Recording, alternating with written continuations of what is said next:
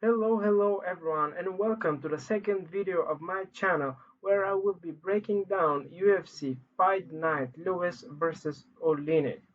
I will analyze all the fights from the main card and discuss any potential bets for any of the fights. So let's start with the first fight from the main card, which is Beneil Dariush against Scott Holtzman. And let's start with Beneil Dariush. So Beneil Dariush, a very experienced and well-rounded fighter now. He's 31 years of age, and has faced really tough competition in his outings. So he has been in the UFC for quite some time now. If we look at the fights he has had, we have to go back all the way to 2014, where he had his first bout against Charlie Brandman. However, after that bout, he had a number of other very nice matchups with Rocco Martin, Diego Ferreira, Jim Miller, Michael Johnson, Michael Chiesa, James Vick. You see Rashid Magomedov, Edson Barboza. So, really a plethora of fights where he faced really tough competition. In all of those fights, uh, he did well. But let's start by discussing his most recent fights. So, in general, Beneil Dariush, what he has as attributes is really good BJJ, really good BJJ. He has also very nice boxing and kickboxing. However, what he does lack is a bit of defense, and we did see that in his fights against Alexander Hernandez and a bit against Evan Dunham. The Edson Barboza fight was really an interesting one because Dariush was actually winning the fight up until he got knocked out by Barboza with that flying knee. Really a horrendous knockout. Some people argue that Dariush was never the same after that knockout, and it's hard to disagree with him because indeed, like knockouts like this one can be a career changer. However, he did have this really close fight with Evan Dunham at the time, and then he had a loss against Hernandez, which, like most people, thought he underestimated Hernandez, and this might have been indeed the case. But also, he did display a bit of a poor striking defense in that fight. However, he came back nicely against Thiago Moises after his bout. He was a bit hesitant, a bit reluctant to engage in that fight. However, he did win. And then he had a number of nice wins against really good competition: Drew Dober, Frank Camacho, and Ricard Close. What he did do in all of these fights, and what I really liked, was he sort of used his strengths, and those are his BJJ primarily and his wrestling as well. So against Drew Dober, he chose the smarter game plan. He went for the takedown, and he managed to submit him. And then pretty similar with Frank Camacho. Against Ricard Close, it was a nice, very competitive fight actually up until the finish. Very nice fight. However, he did manage to win via strikes, actually standing up, but he did use a considerable amount of his wrestling in this fight as well. So Beneil Dariush, in a nutshell, very nice, very good BJJ, very polished. In general, a very well-rounded fighter. Nice kickboxing and boxing as well, with a relatively poor defense though. Um, but let's continue with discussing his opponent, which is Scott Holtzman. So we see here Scott Holtzman. What is interesting about him is that he is going to be the older fighter, actually, despite having the less experience. Uh, we saw Dariush has been in the UFC for quite some time, since the year 2014. Holtzman, we see here, is 36 years of age, so not really the youngest fighter. Mm, Also, this fight's going to be in lightweight, and we all know that in the light divisions, age is really a factor because the first thing that age affects is speed. So this is something that has to be taken into account. When it comes to height and reach, not really that significant a difference between the two. I would say Scott Holtzman is built a bit differently. He's the bulkier guy. However, the reach is going to be slightly longer, so I don't think that size is going to really affect the fight. But let's look at the record of Scott Holtzman. So Scott Holtzman has faced some decent names, however, nowhere near the names that Dariush has fought. So, what first thing we have to note here, he he has actually never been KO'd or submitted, and in all of his bouts, so he has had 17 bouts. He has never been KO'd or submitted, and this is something which is pretty interesting because what I would say about him, he's pretty good at winning decisions actually. So his striking has been improving steadily in his bouts. I would say if you look at his bout against Josh Emmett and if you look at his bout against Dong Yun Ma, you could see there is quite a substantial difference between Scott Holtzman from 2016 and Scott Holtzman a year ago. So his striking has been improving steadily. What is also interesting is that he has tried to employ his wrestling as well. So he's wrestling much more now than before, and his wrestling defense is also getting better. Um, he's not really a knockout artist, but has some solid striking, more of a volume guy. Um, what I would say about Scott Holtzman is that we could see here he has this loss to Drew Dober, where, well, the fight was actually rather close. It wasn't, well, we could see Dober won via unanimous decision. However, the clash wasn't that, was rather competitive. And then we also see this loss against Josh Emmett, where he did lose, but just by decision. So he didn't get knocked out, which is something which happens quite often with Josh Emmett's opponents.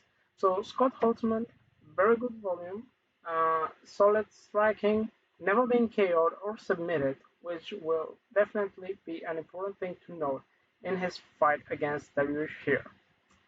What I would say for sure, he is not, he doesn't have as good as BJJ as Dariush, and what I will also say is his offensive striking, despite his volume, is also not as good as Dariush is. However, his chin is better. Uh, Despite being the older guy at 36 years of age, I feel like he is going to be a slightly fresher guy. It's just because he has never been rocked and dropped as much as the Rush has been. I do believe he will have less tear on his body as well. So this is something we have to keep in mind. So in general, what is my prediction? I would say I do think that this is going to be a very competitive fight. An important thing to consider here is whether Dariush is going to be able to take down Holtzman. I do think he will be able to do so, actually. Maybe once per round. I think he will struggle with the takedowns. He's not going to be able to take him down as easy as for example, he was able to take down Camacho. However, I believe Scott Holtzman is going to be able to stand back on his feet, and I do believe it's going to be more or less a striking bout. When it comes to striking, if you watch Beneil Dariush's last post-fight interview, he said something very interesting.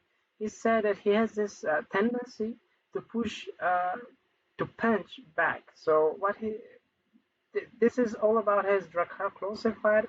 They had a very competitive fight, as I said before, up until the finish.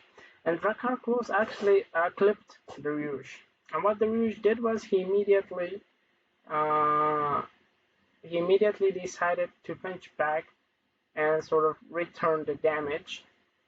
And after the fight, he said that this is his tendency, and he can't really help himself from doing that.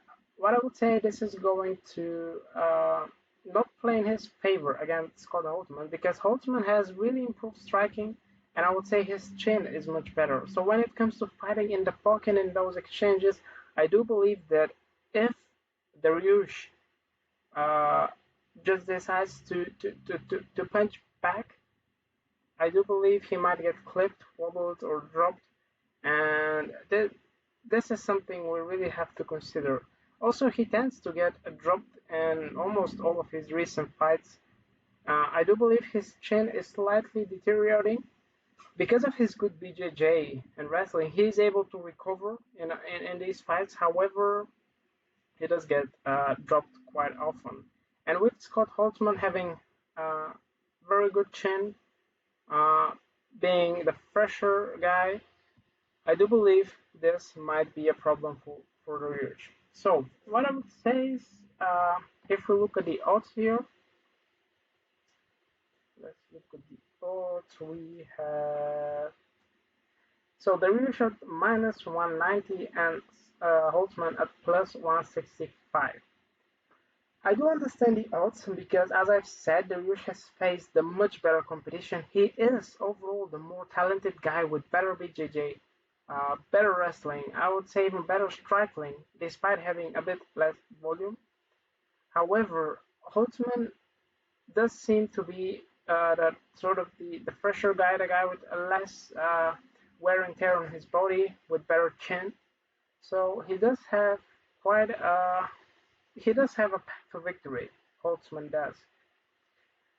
I would not bet Dariush at these odds simply because he betting on Dariush is like tossing a coin. Uh, he's not really a reliable bet, so at these odds, I don't think betting on him would be smart. Maybe if he was a slight underdog, then it would be worth it. But these odds being the uh, well, now we have him as pick him or as a slight favorite. I don't think is worth it. The question is it worth betting Scott Holtzman? And that's a very good question. I would say not really. Despite having a substantial path to victory, he's not that big of a underdog. So betting on him, yeah, not the smartest decision. So yeah, for this fight, my pick is Dariush to win. However, betting on Dariush not really worth it at these odds, and Holtzman, uh, yeah, also not really worth it to bet on Holtzman as a slight favorite as we have it now. So let's go to the next fight of the main card, which is going to be Yana Kunitskaya against Julija Stoliarenko. So we could see the fight here. So this is going to be so we have, yeah, so first thing we have to note here is that Julija Stoliarenko is taking on this fight on a short notice. So there's going to be a bantamweight fight where Yana Kunitskaya was supposed to face Caitlin Vieira. However, Caitlin Vieira pulled out because of injury, I believe. And now Yulia Stoliarenko decided to accept the challenge on a very short notice, about a week, maybe a bit more, and step in against Yana Kunitskaya. So let's start by discussing Yana Kunitskaya. So Yana Kunitskaya came into the UFC from Invicta, being the champion over there, and he came into the UFC with a very tough outing against Chris Cyborg. Uh, like not the best, like not the easiest UFC first fight you could get. However, he did. She had to fight Chris Cyborg, so she lost against ground and pound. Not really shaming that because at the time Chris Cyborg was the reaper of that division and was really butchering girls all over the place. However, Yana Kunitskaya, in general, he is a Taekwondo fighter and a Thai fighter. That's her resume.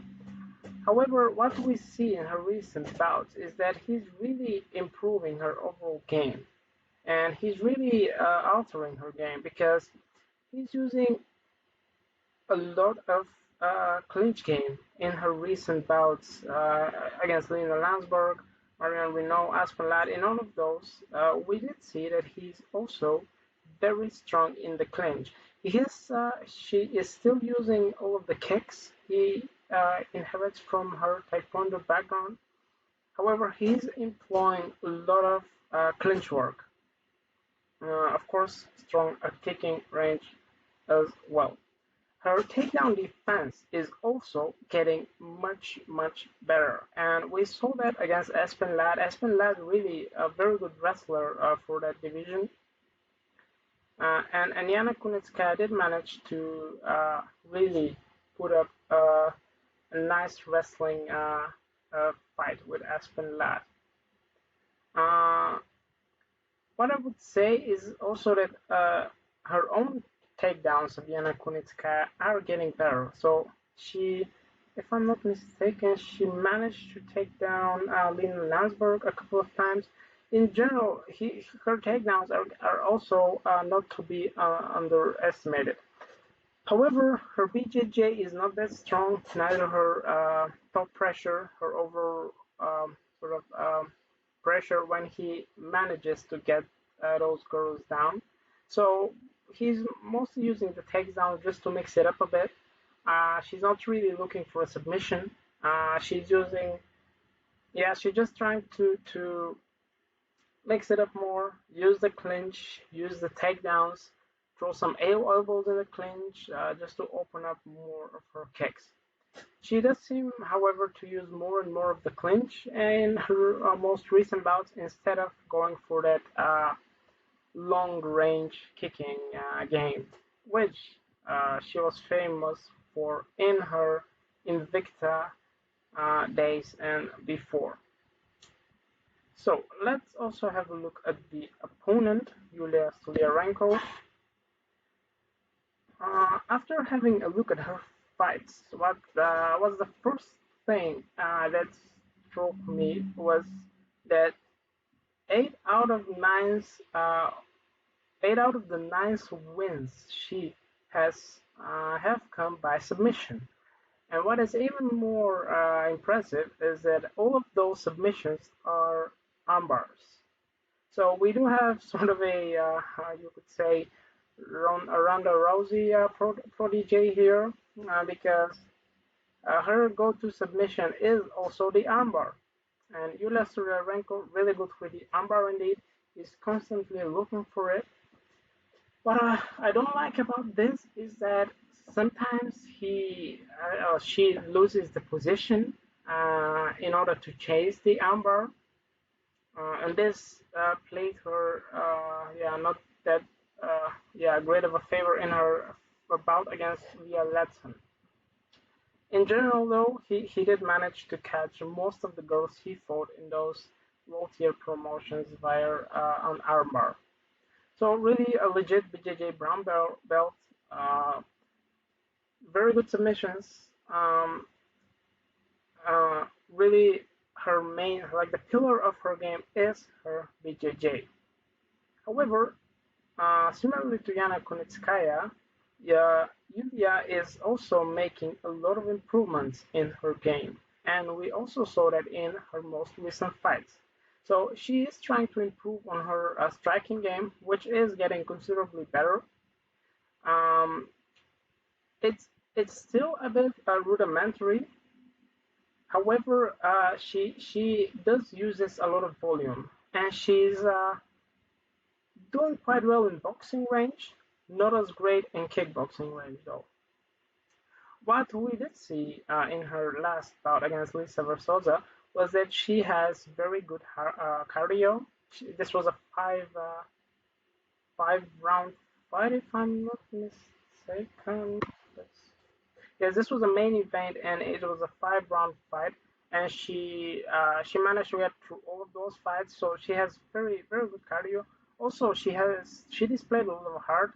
Um, she did get clipped. She did get punched quite a lot, but she did not. Yeah, she just kept going on and on. She didn't flinch. So very good cardio, very good heart on her behalf. I would say she's going to be the more motivated fighter this Saturday against Yana Kunitskaya. She would really like to prove a point in this fight and say, okay, I do belong to the UFC.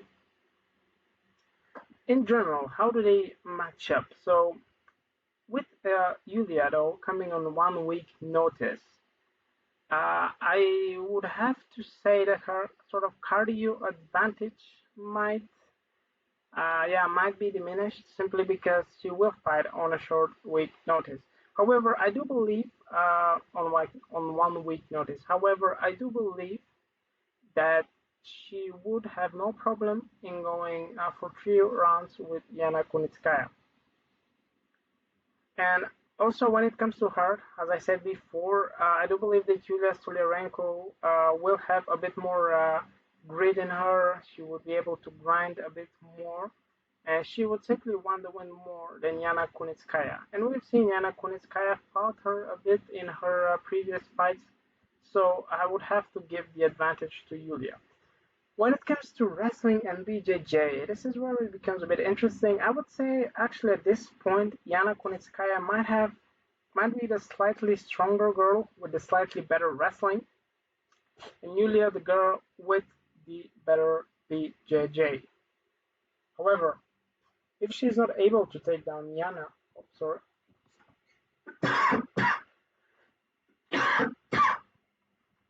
will she be able to employ her BJJ? Well, uh, maybe she won't be able to do that. However, what is good for Yulia is that she will be able to be the one who is going to try to mix it up. I really don't think that Yana is going to go for takedowns simply because he would acknowledge the threat that Yulia presents with her submission game. On the other hand, Yulia might try to mix it up and go for some trips, takedowns, throws, just to mix it up more and open up her striking. If Yana manages to keep it at really long range and employ her kicking game, he will definitely win the striking. However, in boxing range, I do think that it's going to be a really close fight. Yana Kunitskaya, I would say, is still slightly the better boxer than Yulia. However, Yulia having the heart and having the volume he displayed in her recent fights would really present a challenge to Kunitskaya in the boxing range. So let's have a look at the odds. So currently we do have Yulia plus 180 being a moderate underdog, and Yana at minus 220, minus 210. So being the favorite.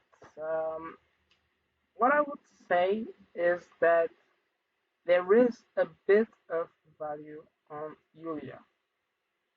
Uh, Despite being taking the fight on 1 week short notice, and despite uh, yeah, us knowing that she's not the most experienced fighter and never really fought in the UFC, she might get the UFC jitters. I do still see a nice path to victory for Julia here. Um, being the slight uh, underdog as she is, I do believe a small bet on Julia is a reasonable decision. So my pick would be Julia Stoliarenko to win this fight. I do give her around 50%. I do think that's more of a pick and fight. I don't think that Julia is clearly the better girl. However, I think the odds are a bit, uh, yeah, I think it should be a pick and fight, and the odds currently do not reflect that. So in my opinion, there is a bit of value on Julia Stoliarenko. So the pick is Julia, and I do believe that a small bet on her is reasonable. So let's continue to the next fight of the main card, which is going to be Darren Stewart against Maki Pitolo. This is going to be a middleweight bout. So let's start with Darren the Dentist Stewart. Despite his rather short career in the UFC, as of now, he has fought some pretty decent names. So you could see we could see his career here. So he had an outing against Edmund Shabazian, and he also had an outing against Bivon Lewis and Darren Wynn. All of those really tell us a lot about his fighting style and game. And he also had this bout against Bartosz Fabinski. So Darren Stewart, a middleweight, quite big for the division actually, quite bulky, quite strong as well. Um, what I have to say about him, he's primarily a kickboxer, um, and he carries a lot of power. He does carry a lot of power. He doesn't have that much volume though, but he does carry a lot of power, and he is able to finish fights in a really rapid fashion. So we saw this in his first UFC outing against Eric Spicely, and we also saw this against Charles Bird. Um, what else about him? So, what a recent sort of proclivity of him is to go to the clinch, and this is something I really don't understand because he in almost all of his recent outings, maybe despite the Edmund Shabazian fight, he did appear to be the better pure kickboxer, the better striker, boxer, kickboxer, even at range, at really far range. However, in those bouts, he still chose to pursue the clinch. So he really does like going to the clinch, but he's not, in my opinion, that great at inflicting damage from there. He's good at controlling the opponents, but he's not inflicting that much damage.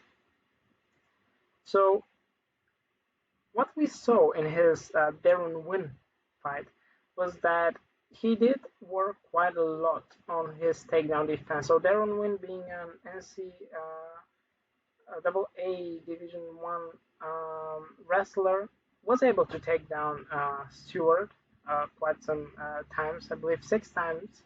However, Darren Stewart was really putting up a good fight, and he also did manage to get up. Get up. Darren was not able to keep him down. So Stewart really managed to get up. Really, the takedowns didn't bother him as much as most of the fans expected, and he was able to win the fight against Darren Wynn. Then against Bartosz Fabinski, this is a fight which also said a lot. Uh, well, for whatever reason, Darren Stewart was still pursuing the clinch a lot, and eventually Bartosz Fabinski, being a really seasoned judo practitioner, able to take down Stewart in almost in every round actually, and grinded out decision. So really a bit of a letdown on Stewart behalf in this fight. So in general, a very good kickboxer, quite strong for the division, quite big, a lot of power, not that much volume though. But we saw also that he is able to pursue some takedowns on his behalf as well. He managed to take down Fabianski once and win once as well. So he has improved on his takedown defense as well as on his takedown offense. But generally, more of a kickboxer than a wrestler who carries a lot of power and usually is able to knock out his opponents. So let's go to his opponent in this bouting, which is going to be Maki Pitolo. So Maki Pitolo started up as a welterweight fighter actually, but because it was really hard for him to cut the weight, had some problems cutting the weight against Callum Porter, decided to go to the middleweight division. And I do believe this was a very nice move for him. He did appear to be really fresh with really good cardio against Charles Beard. What is nice, what I really like about Maki Pitolo's game, he employs a lot of body shots, something which is not typical for MMA, we see quite often in boxing.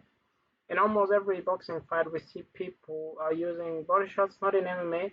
However, Maki Pitolo, on the way of changing that, really using a lot of body shots. I would say maybe half of his finishes have come by via body shots, which is quite impressive for an MMA fighter. Um, so Maki Pitolo, uh, good cardio, very good at mixing things up as well. Not the best takedown defense, however, really nice takedown offense, really well rounded. Not that big for middleweight.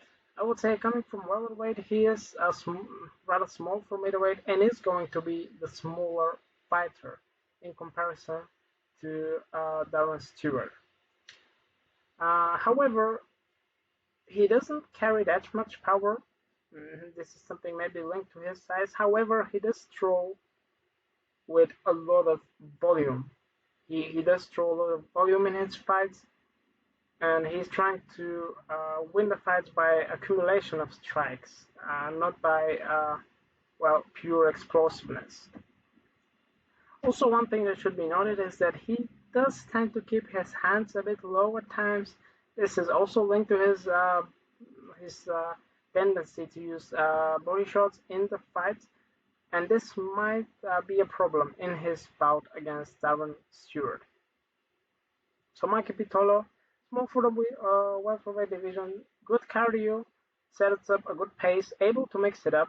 I do expect that in the Darren Stewart fight, when it comes to takedowns, Maki Pitolo would have the slight edge, and I do believe if someone manages to get a takedown, this might be Maki Pitolo, not Darren Stewart, despite Stewart's obvious size advantage. So Maki Pitolo, well-rounded, good striking, small for middleweight, but able to mix it up very well and also uses a lot of nice body shots. Something which is a concern for me is we've seen Maki Pitolo getting knocked out cold, I believe, 2 times. So I watched the Cassius Cain fight, really a brutal KO. He got submitted against Dakota Train as well. However, I don't think that submissions are going to be a major concern for him against Stewart, because Stewart not really a submission guy, doesn't have a single submission on his record. But we did see Pitolo getting knocked out pretty hard against Cassius Cain, and we could see a similar thing happening against Darren Stewart this Saturday. That's not out of the realm of possibility. However, in general, Maki Pitolo with a bit more volume and really nice really good at mixing it up. He actually also had a fight against Charles Bird. What I would say is that Darren Stewart actually struggled a bit more against Charles Bird than Pitolo did. And this is something that has to be taken into account in this fight because this was Pitolo's most recent bout, and he managed to win against Bird pretty convincingly. He did not struggle at all. On the other hand, Darren Stewart did have a pretty rough outing against Charles Bird. Bird was actually the one in the first round out striking Stewart, which came up as a bit of a surprise. So let's continue to the prediction. I would say if we look at the odds here, Darren Stewart, Maki Pitolo. So as of now, we have Maki Pitolo as the underdog and Darren Stewart as the favorite at around minus 155 and Maki Pitolo on the other amount plus 130. What I would say is that there is a bit of value on Maki Pitolo. So we all know that Darren Stewart might be the one to clip Maki Pitolo. He might even outstrike him. Despite Pitolo's volume, I do believe that when Stewart lands a shot, it's going to be much more significant than when Pitolo lands a shot. So he might even be able to outstrike him. However, in general, Pitolo displayed very good heart, a lot of grit in all of his fights, good cardio, something which Stewart displayed as well. However, I would say Pitolo to a greater extent. So I do think there is a bit of value on Pitolo here. So my pick is going to be Pitolo, and I would say there is also a bit of value here. So if you would like to bet this fight, I would say go for Pitolo. I don't really love the bet. I don't really love the bet at these odds. However, I have to say there is value on Pitolo. In general, I would say Darren Stewart has maybe slightly more chance to win at around 60%. However, Pitolo, at these odds, I cannot bet Darren Stewart. So just for the sake of being, giving more interesting bets, I would say Pitolo should be the bet if you consider betting this fight. So don't really bet Darren Stewart at these odds. Not a lot of value. Pitolo is going to be my pick, and also I would say, Darren Stewart is going to be my pick. I do think he is more likely to win. However, the bet is going to be Maki Pitolo. And then we continue to the next fight, which is going to be Chris Weidman against Omari Ahmedov. Really, really interesting fight. So we do have Chris Weidman. We all know who Chris Weidman is, the former middleweight division, the All-American. Managed to beat Anderson Silva twice, went on a rather impressive winning streak after that. And then all hell broke loose for him, and he had a pretty rough series of fights after the Vitor Belfort one. So Chris Weidman, in a nutshell, a superb wrestling. I would say maybe the best wrestling in the middleweight division as of now. Pure wrestling. We all know we have Romero over there, being silver Olympic medalist and in wrestling. However, I would argue Chris Weidman does have the better MMA wrestling.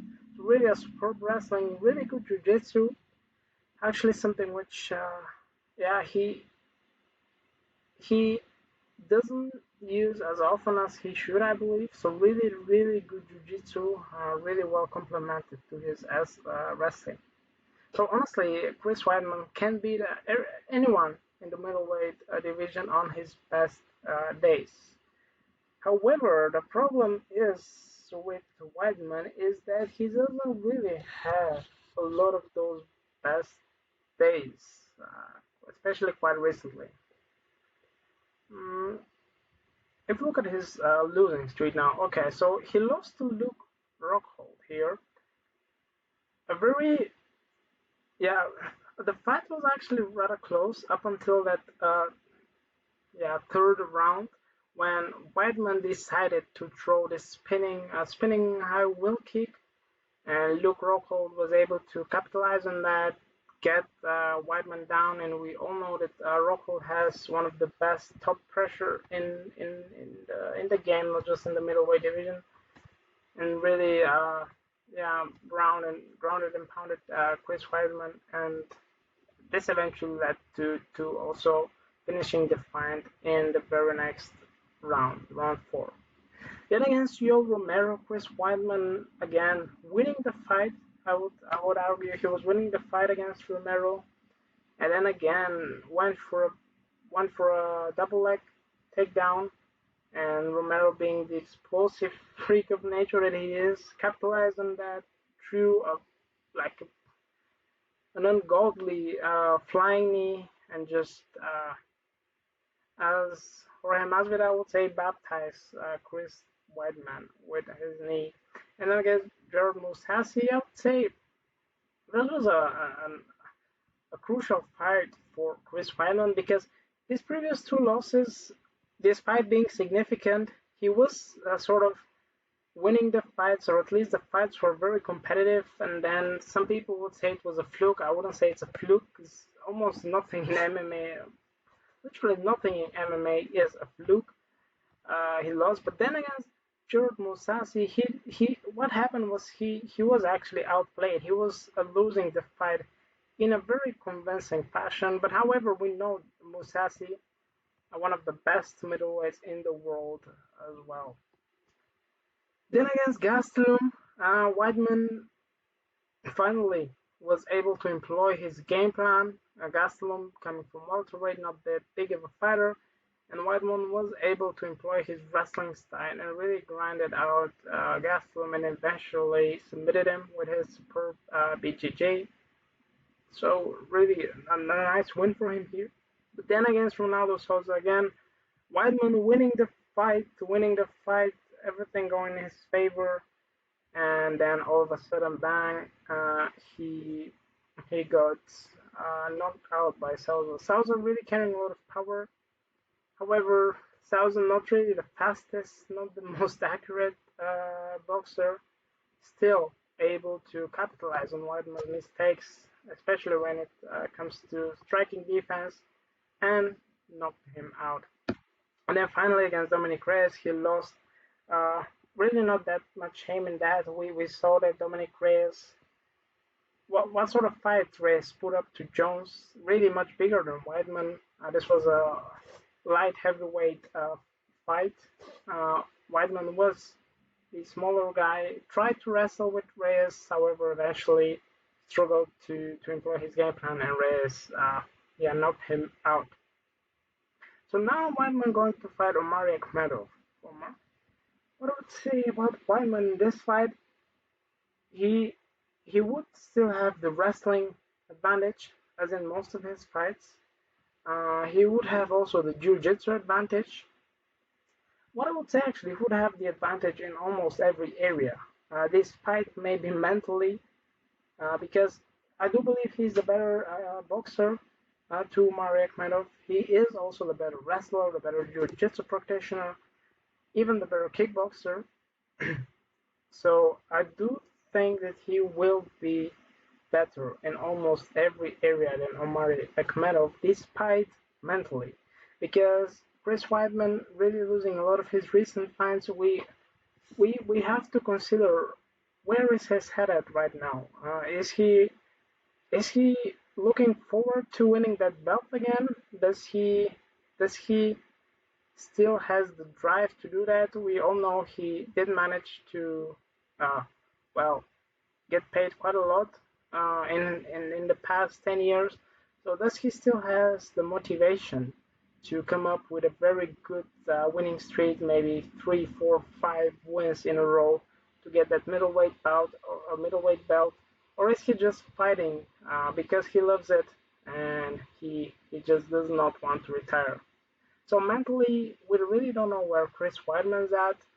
Also, his chin seemed to deteriorate quite a lot. He did have very nice chin in the past. However, with the very bad knockouts he has suffered in his past, in the past 6 fights, he lost 5 of those due to punches. So he did suffer quite a lot of. He did uh, took quite a lot of damage, and this is something we have to consider as well. But let's look at his opponent, Omari Ahmedov here. So Omari Ahmedov, he not the biggest for the middleweight division. He also started as a welterweight, similarly to Maki Pitolo. What I would say about Akhmedov is he's not great at anything, but he is solid everywhere. So he does have solid striking, very very solid boxing. Now uses some nice kicks here and there. He also has very solid wrestling, really able to use it when necessary. We saw him take down almost every one of his opponents. He managed to beat the beast Abdul Razak Al Hassan, although this was in welterweight, by employing more of a wrestling game plan. Also managed to take down Elizeu Zaleski. Despite, well, he lost that fight also against Sergio Moraes. He lost, however, good at everything, but not great.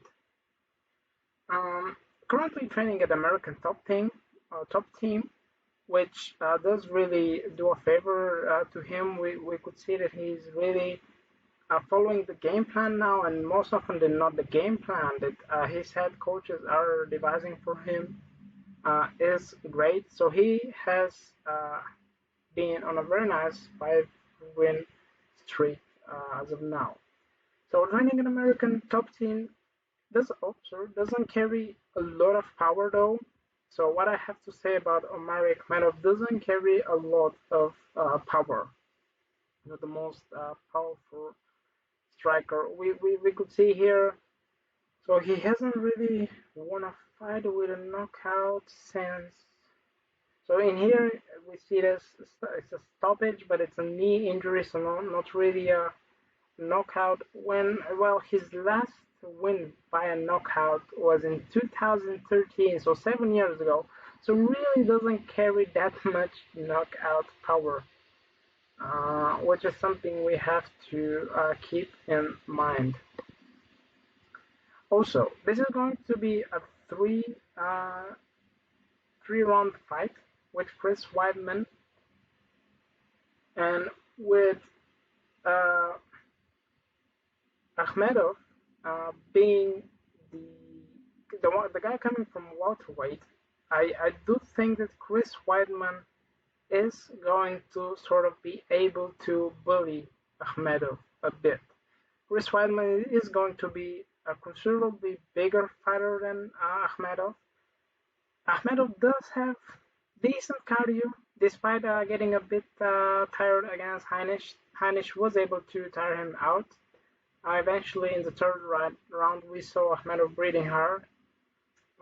So, really, Weidman, I believe, is also going to be able to bully Ahmedov a bit. So Ahmedov, good everywhere, not great at anything though. Employing a lot of takedowns in his past fights. I don't think he's going to be able to employ that many against Chris Weidman here. But also, Ahmedov, we have to consider much more motivated, I believe, than Weidman. Also, the much fresher guy, not that much wear and tear on his body. Hasn't been knocked out in 5 years, so the last knockout he suffered was against Moraes. He was submitted actually against Gunnar Nelson, so Nelson submitted him. Nelson, of course, a very prominent BJJ practitioner. However, Nelson not as big as Chris Weidman, so I have to argue if Nelson was able to out-grapple Ahmedov, maybe Weidman will be able to do so as well. However, the Nelson fight happened 6 years ago, and we know that fighters improve a lot. And Ahmedov being at the American top team, he did he for sure he made a lot of improvements since then in his game overall. So not a lot of power Ahmedov carries, able to out hustle his opponents most often than not.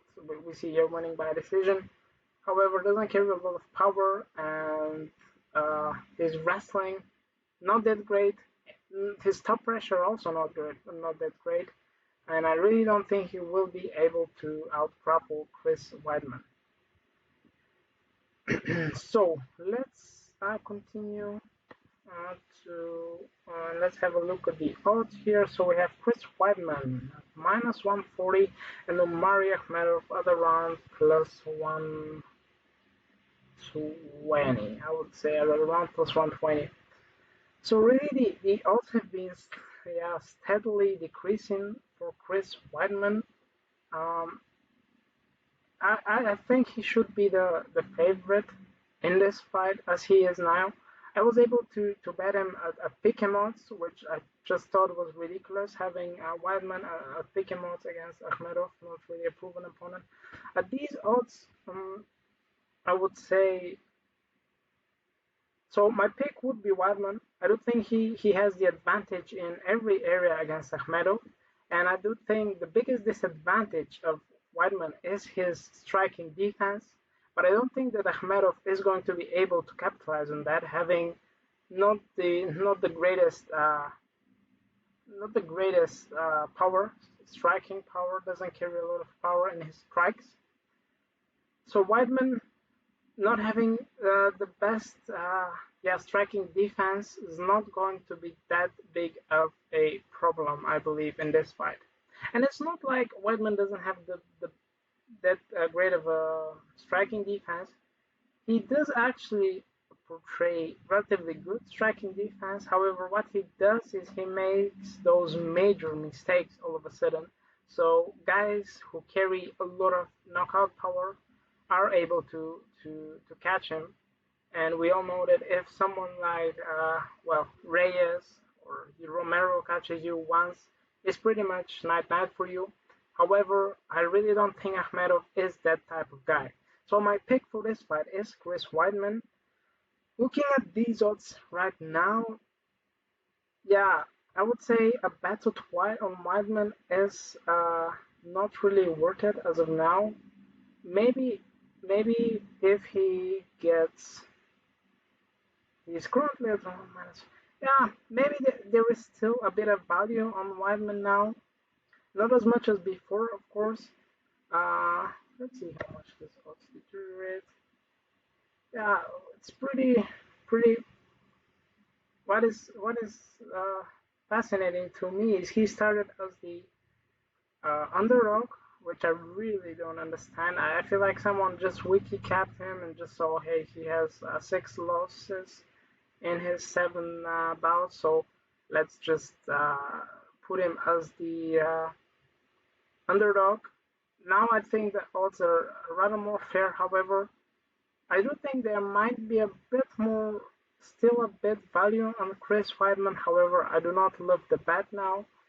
But my pick is Chris Weidman. I would not bet Ahmedov at these odds for sure. Despite Ahmedov having the slight mental edge on Weidman, he is slightly worse in every other area in MMA in comparison to Weidman, in my opinion. So the pick is Weidman, and I would most likely not bet any of these fighters at these odds. So let's continue to the next fight of the main card, which is actually the main event, and it is Derrick Lewis against Alexey Oleinik. So let's start with Derrick, the Black Beast Lewis. So we all know Derrick Lewis, pretty big guy, even for the heavyweight division, one of the biggest heavyweights actually.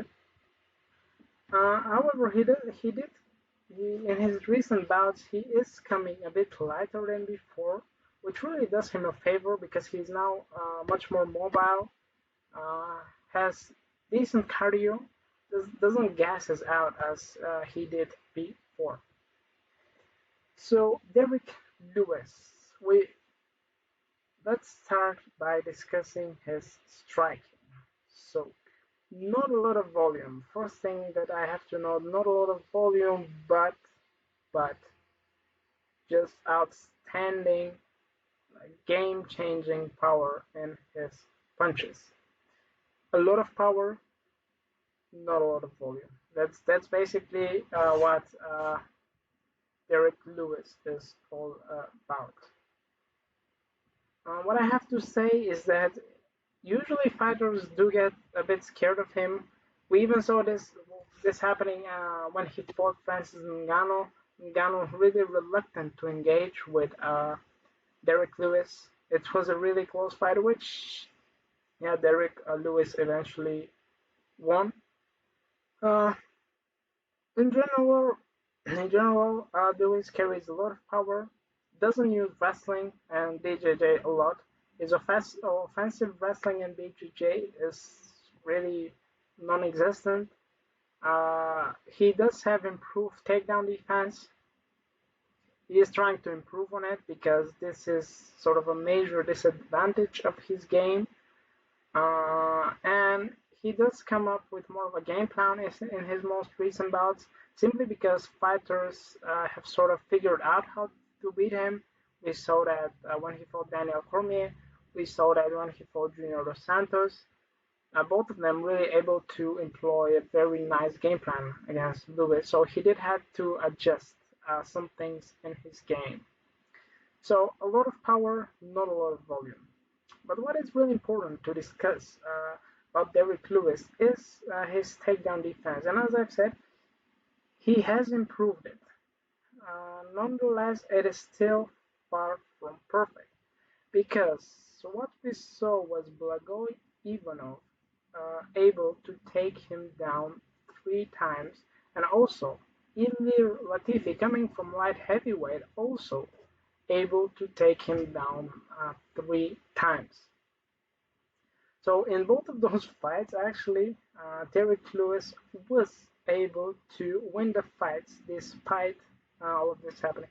I actually thought Blagoy Ivanov won the fight uh, against Derrick Lewis. However, the judges gave the win to Lewis. Really a close fight, so uh, yeah, hard to argue about them giving the win to Lewis. However, I did think that Ivanov won the fight. Nevertheless, Ivanov able to take down Lewis 3 times, and actually, what Ivanov also managed to do was he got to a submission position. So he got a Kimura, he got an Americana, uh, but Lewis able to explode below Ivanov and able to, well, basically get up, recover, and manage to still make it a striking bout with Ivanov. Pretty similar thing with Ilir Latifi. He was able to, he was uh, he was taken down. Latifi took him down. However, uh, Lewis was able to get up, and Latifi I wasn't going for the submissions as much as Ivanov was. However, still managed to get to some pretty favorable positions on the ground. But Lewis being super explosive, very big, Latifi wasn't really able to lock up a submission or anything. So again, Lewis pretty much able to get up and make it a strike up fest, which is what he likes. Uh, well, he actually also fought for the belt, which is something we have to note down. He had a fight against Daniel Cormier for the heavyweight belt. He did lose this fight again. Daniel Cormier able to take him down, similarly to Latifi and Ivanov. However, Cormier also able to lock up a submission, really grind Lewis, tire him out, and then lock up the rear naked choke. Really nice strategy on Cormier's behalf because, uh, when you get the back of someone, regardless of how explosive, strong, big he is, he cannot really explode out of this position. He has to use technique, and Cormier, being a very smart fighter, able to get to the back of Lewis, where Lewis wasn't able to do a lot with his explosiveness. So, what I have to note is Lewis improving on his takedown defense, however, still far from perfect. We saw him taken down by a lot of fighters. But let's continue to his opponent, Alexey Oleinik. Alexey Oleinik, the boa constructor. So, again, the first thing we have to note about Oleinik, a superb submission game. Really, one of the best jiu-jitsu practitioners in the heavyweight division. Actually, the discussion was whether he or Fabricio Verdum was the better guy. In jiu-jitsu, we didn't get an clear answer in his last fight because it was mostly a stand-up contest. However, he did win. He did win against Verdum, which was quite impressive, and not a lot of people expected that. What we saw was that Oleinik, having the jiu-jitsu game he has, one of the best games in the world, also is able to implement a very nice striking game plan. He used so much volume against Fabricio Verdum. It was pretty amazing for a heavyweight fight, and for Oleinik being 43 years old, how much volume he implemented in his fight against Verdum. So Oleinik, one of the best submission games in the heavyweight division, if not the best. Relatively good wrestling, not as good as, for example, Curtis Blades or Stipe Miocic or Daniel Cormier. However, still good at tripping the opponents or even pulling guard. Very good at pulling guard, uh, and also has some decent takedowns on his behalf as well. What we saw in his last fight, also able to throw a lot of volume in his fights. So pretty decent volume. Has a I would say his cardio is not the best, but what he has is a lot of heart, a lot of grit, able to grind out fights. So these are sort of the good points of Alexey Oleinik. The bad points are he is quite old now, which is not that. Uh, we know that age is not that significant factor in the heavyweight division, especially in comparison to the lighter divisions. However, he is 43 years old, so this is something we definitely have to consider. And also, he doesn't really have the best chin in the game, so we saw him getting brutally knocked out by Walt Harris, also against Alistair Overeem. Before that, he got those big punches taken from Curtis Blades. So like not the best chin in the game, however, does have a lot of heart and is willing to grind him out to grind. So as long as he doesn't get completely unconscious, he will go forward. He will try to grind you out, take you down, submit you, or just drown you with volume. So really a good fighter, Oleinik is. So the question for this fight is who is going to implement his game plan better? Will Oleinik be able to drown up Lewis with volume, or even better, take him down and submit him? Or will Lewis be able to defend the takedowns and eventually catch up Oleinik, knock him out, or just land the more significant strikes in that fight? Well, in my opinion, uh, the guy with the slight advantage when it comes to his game plan is uh, Derrick Lewis. And the reason is very simple. Uh, I I do think that Lewis will be well, he is the bigger guy. He's also considerably younger than Oleinik. And despite seeing Oleinik outstriking Verdum, we also have to note that Verdum is not particularly young. So at 42 years of age, not the youngest fighter. And his previous bout, Oleinik fought Maurice Green, and Green, yeah, top maybe top 20, top 30 even heavyweight fighter. So not really, yeah, the highest ranked heavyweight fighter. And before that, he did suffer some major losses against Will Harris and Alistair Overeem. So what I would say about Oleinik, he did look good against Maurice Green and Fabricio Verdum. But I would say Derrick Lewis is a much tougher outing than those two guys. Despite, of course, we know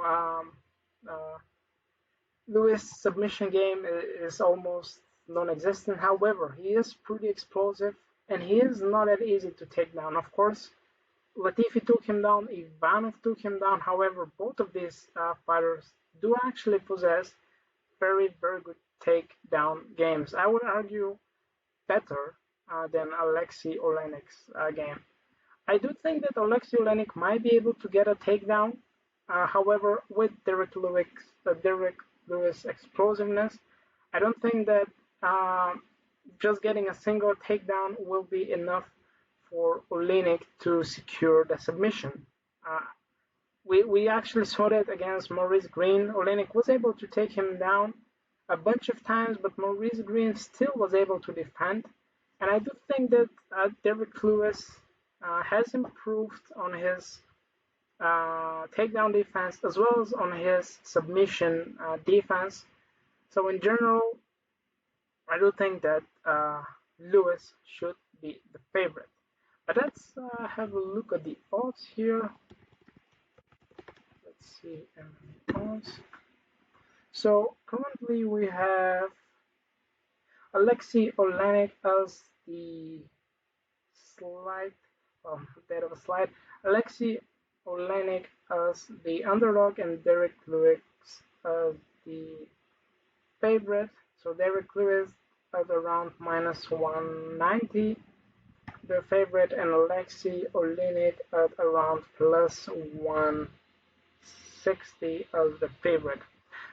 So at these odds, I don't really see that much of value on Alexey Oleinik. He was actually the odds were much wider before. If we have a look, yeah, at one point Oleinik was around plus 240, and I would say at these odds, a bet on Oleinik might have been a smart decision because despite Lewis having the advantage standing up, and despite being very explosive, much younger, Oleinik does have a pretty clear path to victory, and similarly to how he finished Marhunt, he might be able to finish Lewis, just stripping him and catching a fast submission, or even pulling guard like he did against Albini, or just executing a neck crank. Just he simply has a clear path to victory. Just get the fight to the ground in any way possible. However, at these odds, as I see them now, I really don't see a value on Oleinik, and of course, I don't see a value on Lewis as well, being the well, basically being the favorite. So my pick for this fight is Derrick Lewis to win. I do believe he will win by a knockout. However, I don't really see value looking at the odds here. So my pick is Lewis to win. However, I will not bet this fight. And I also suggest you to miss it, to skip betting on this fight as well, unless the odds change substantially. So this was my breakdown. Again, I'm not a professional gambler. I have been gambling for around 6 years now, but just as a hobby. I have made some money out of it, and I just want to share my experience with you and just share my opinion on these fights. I hope you enjoyed the video. Please leave a comment if you do, and if you didn't, I enjoyed. Please leave a comment as well. Just let me know what you didn't like, what could be changed so that the video is even better. So really, I hope you cash on these bets this Saturday, and peace. Bye bye.